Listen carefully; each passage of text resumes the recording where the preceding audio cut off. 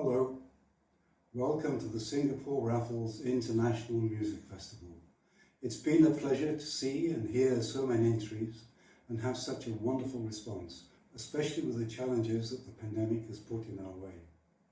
There was a marvellous range of entries and a very obvious enthusiasm to participate.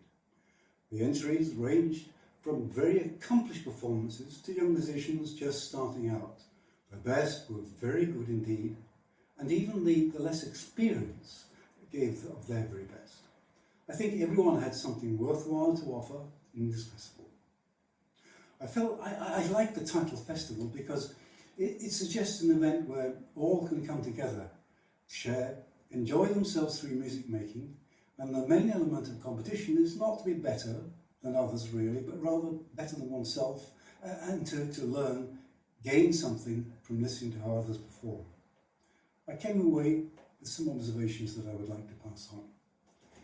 In the most accomplished performances, there was most often a very careful attention to detail.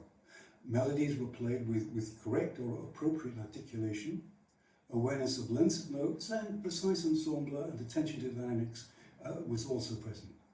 However, with dynamics, I would like to say that in quite a few performances, the range of dynamics was neglected. A pianissimo was not quite soft enough. A fortissimo did not go far enough. And it is a part of our technique to extend and deepen our range of dynamics and use it, bearing in mind, of course, any stylistic considerations. But also, it's not just the range. It's also making a distinction between pianissimo, piano, mezzo piano, mezzo forte, forte, double forte. Furthermore, crescendo or diminuendo need careful working out. Don't just let them happen somehow, anyhow. Work out how many notes at this level, how many notes at the next level, how many notes at the next level, and so on and so forth. But that, of course, applies to both crescendo and to diminuendo. It won't sound like steps, it'll sound like a very carefully controlled change. Go with the flow of the music. Be consistent with articulations.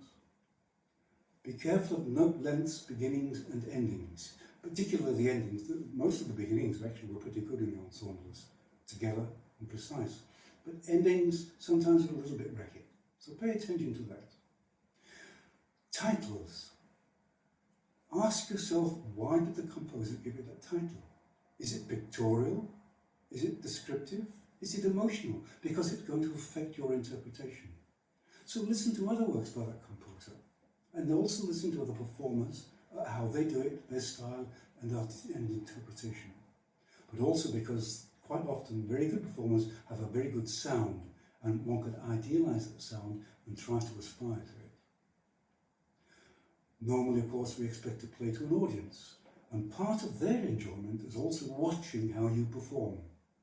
So if you're enjoying the music, this is normally conveyed by both your body and movements, and also the sound of the music itself, of course. So don't be afraid to move with the music, and through that it'll help the audience themselves to enjoy it, because it actually comes out in your sound eventually. So let the audience enjoy it, and see that you're enjoying it, and smile.